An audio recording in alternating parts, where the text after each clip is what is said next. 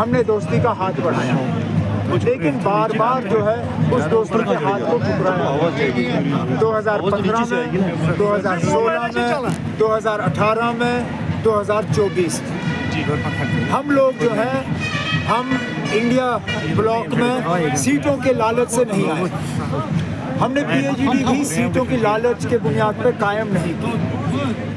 Alliance में जो है जब सीटों का बंटवारा होता है तो एक फॉर्मूला के तहत सीटों का बंटवारा किया जाता है। डीडीसी के लिए जो है 2014 के असेंबली इलेक्शन को जो है सीट शेयरिंग की बुनियाद बनाई गई।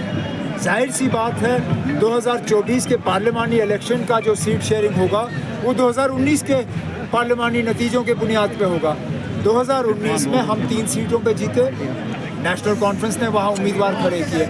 3 सीटों पे जहाँ हम हार गए थे वहाँ पे हमने इंडिया अलायंस से कहा था कि आप जो है इन सीटों का फैसला कर लो। फैसला हो गया है तो इसमें हमारी क्या गलती है ना। सर बीजेपी कहती है कि एक प्रॉपर स्ट्रैटेजी के तहत उन्होंने अपने उम्मीदवार नहीं उठाए, तो इस पर कैसे रिएक्ट करेंगे? सही बात है, बीजेपी की स्ट्रैटेजी है, वो अपने बी टीम सी टीम को आगे ला रहे हैं और बार बार श्रीनगर में इन लोगों के साथ मीटिंग हो रही है।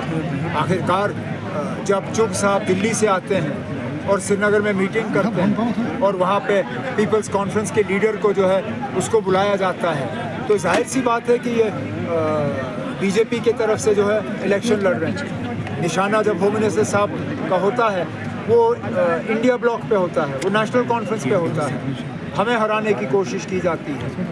आज भी आप देखें मुख्तलिफ तरीक़ों से जो है यहाँ पे इलेक्शन का जो है वो रिज़ल्ट जो है उसको चेंज करने की कोशिश की जा रही है, लेकिन इंशाल्लाह लोगों का साथ जो है हमारे साथ होगा।